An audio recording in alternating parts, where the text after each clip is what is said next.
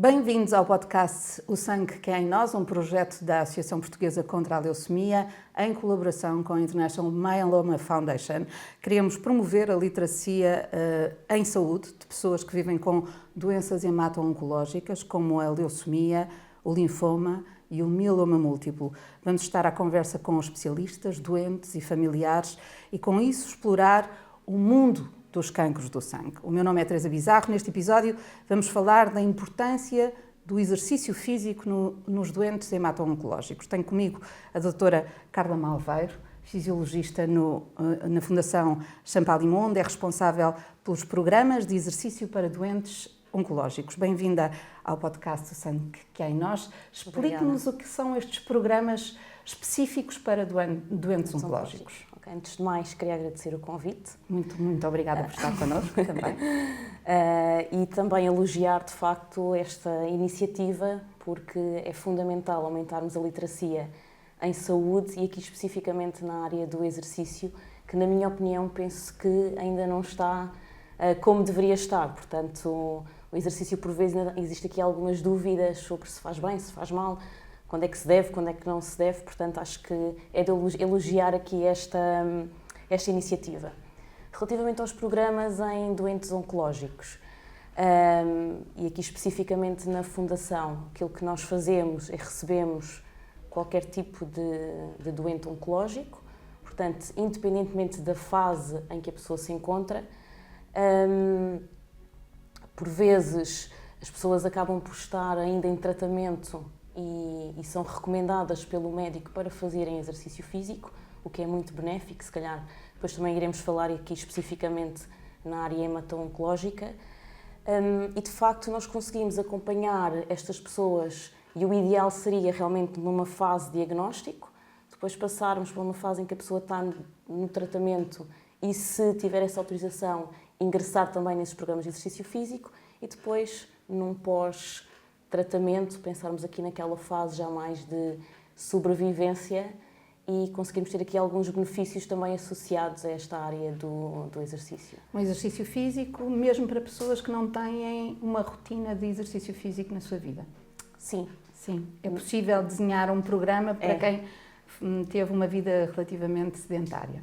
Sim, é possível e é recomendado. Portanto, se já houve esse erro, não é, da pessoa não estar a realizar exercício físico, então vamos, nesta fase, por vezes é quase um despertar. A sensação que eu tenho é que muitas pessoas, quando acontece esta doença, não é, é como se lhes tivessem tirado aqui o tapete.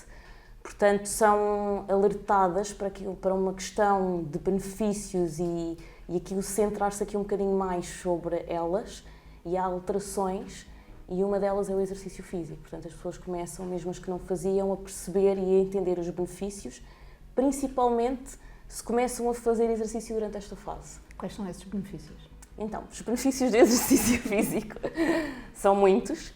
Especialmente para estes doentes. Especialmente para estes doentes. Então, vamos conseguir ter aqui melhorias na aptidão cardiorrespiratória. É de salientar que muitos tratamentos, especialmente os sistémicos, como a quimioterapia, eles acabam por promover aqui cardiotoxicidades associadas, e nós, ao conseguirmos promover esta aptidão cardiorrespiratória, vamos conseguir minimizar e atenuar estes efeitos. Aumentos ao nível da força muscular, que também é muito importante. Cada vez mais existem estudos associados à importância da força muscular.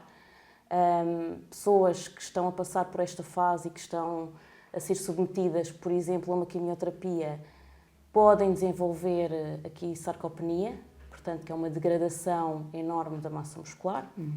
Isso, existem já aqui muitos estudos que nos indicam que isso não é um bom presságio. Portanto, uma sarcopenia pode estar também aqui associada a uma mais alta taxa de mortalidade. Há mesmo evidência de que pessoas com sarcopenia diminuem até a adesão ao tratamento, porque aumenta aqui muito o risco de toxicidade. Portanto, o que acontece é que às vezes há certos ciclos de quimioterapia que não podem ser feitos. Portanto, isto também é um fator aqui preponderante. Portanto, às vezes, na dúvida do que é o treino de força bem prescrito e com esta perspectiva realmente de conseguirmos preservar ao máximo a massa muscular, tem que fazer parte do tratamento oncológico. Mais benefícios, melhorias na qualidade do sono, Um benefício que não é só no doente oncológico, mas que para mim é fundamental, é a parte psicológica. Portanto, as pessoas acabam por se sentir melhor após o exercício físico. O exercício físico tem esta possibilidade de libertar endorfinas, portanto, a pessoa também vai melhorar aqui a sensação de bem-estar. Com isto vai melhorar a qualidade de vida.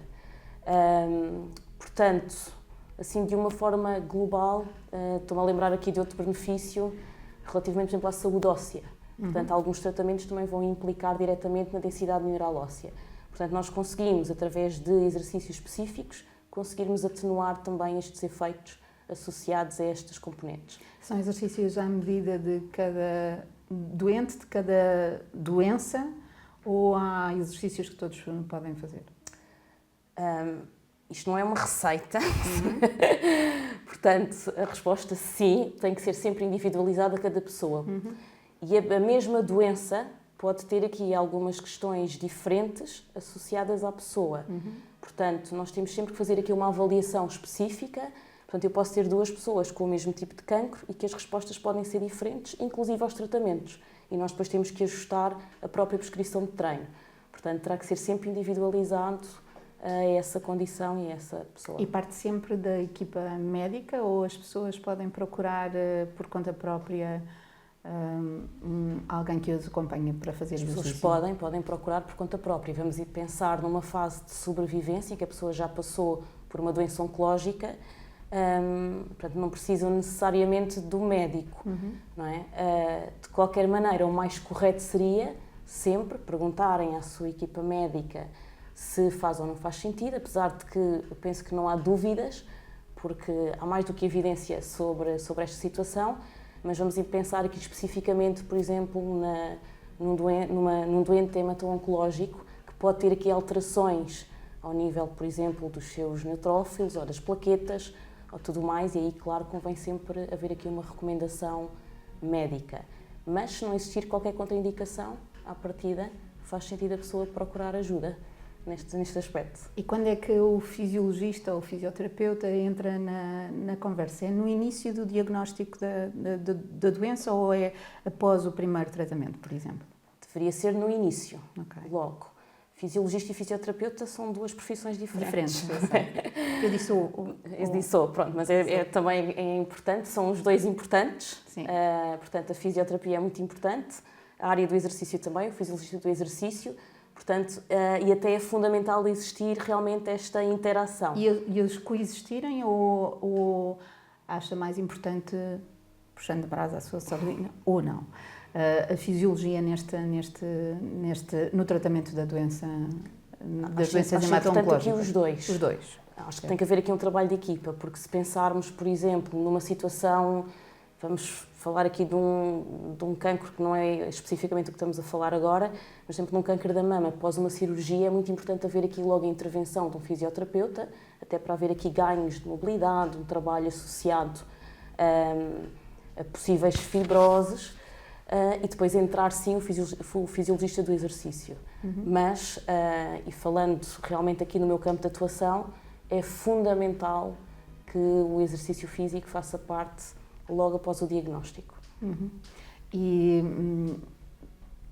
falávamos há bocadinho de pessoas com uma atividade sedentária. Presumo que pessoas que tenham um estilo de vida bastante mais saudável, já com exercício físico na sua rotina, possam também ter um prognóstico mais favorável.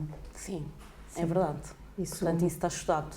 Pessoas que já faziam exercício físico e que continuam a fazer exercício físico, o prognóstico, mesmo até a nível de taxas, por exemplo, de recidivas, são inferiores àquelas que não se mexem, por assim dizer.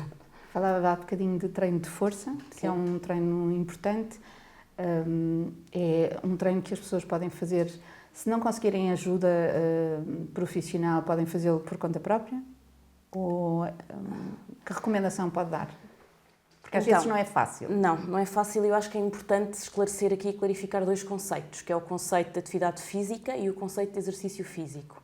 Portanto, aquilo que por vezes é recomendado, e pelos profissionais de saúde, é que a pessoa faça atividade física, porque recomendam maioritariamente as caminhadas. Certo.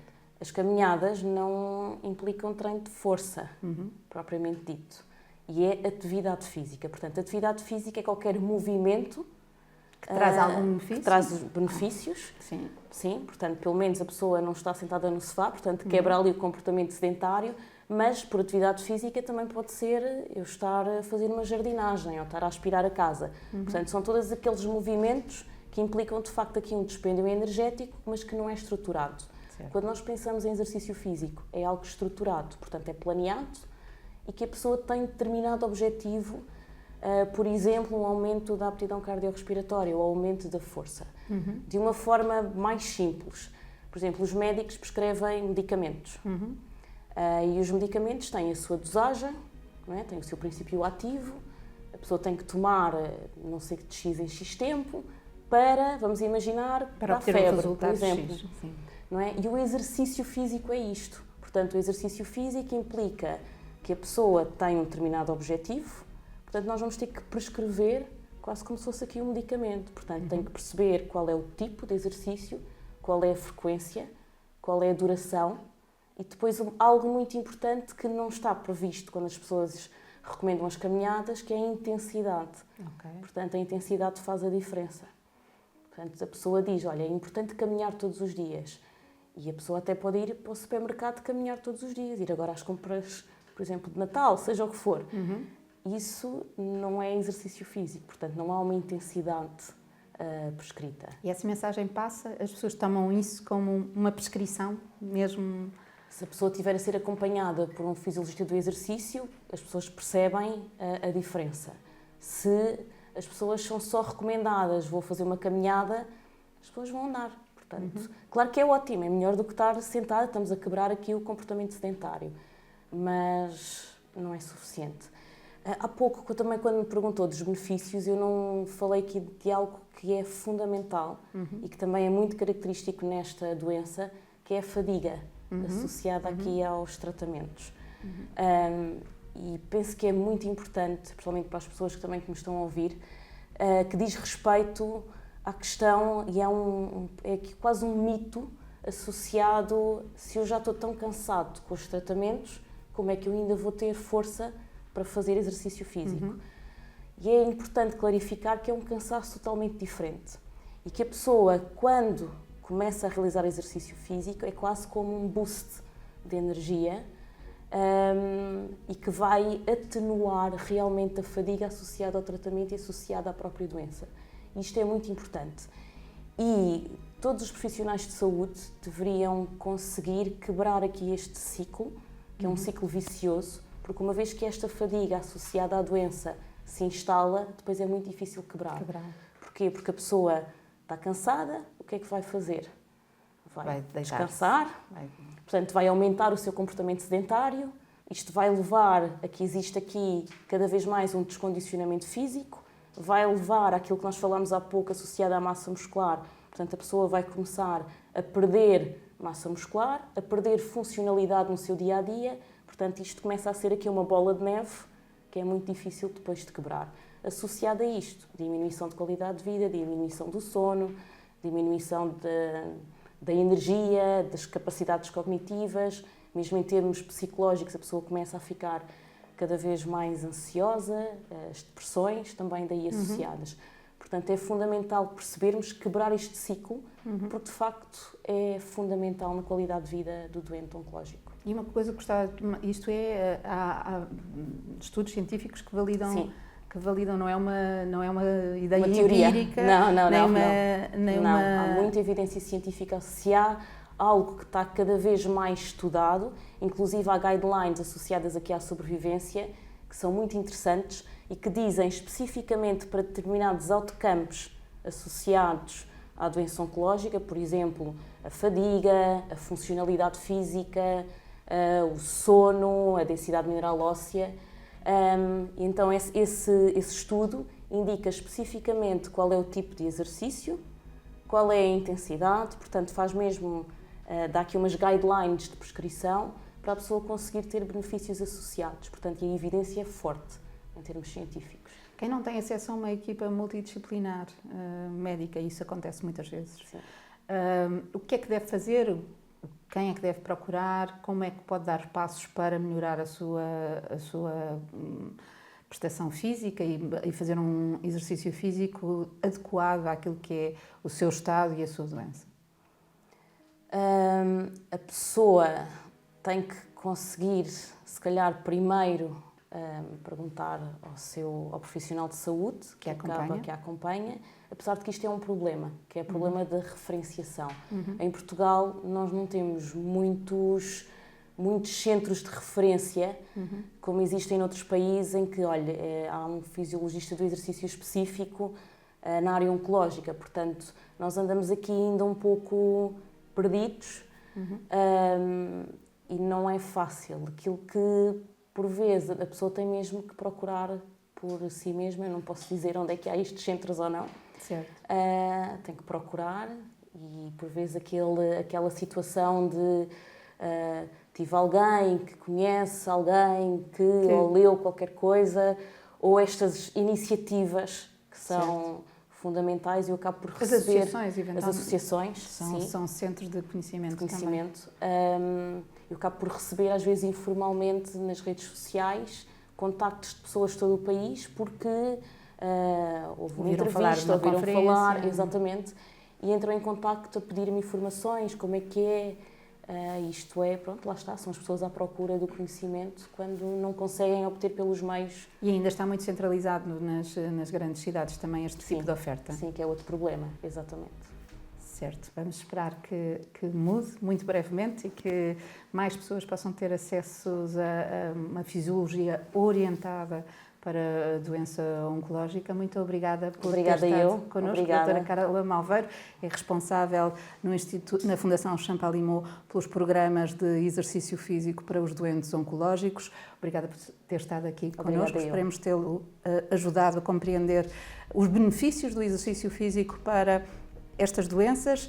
Este é mais um episódio do podcast do Sangue que há em Nós, da Associação Portuguesa contra a Leucemia. Voltamos em breve com mais temas, mais especialistas, mais testemunhos. Volte connosco. Obrigada.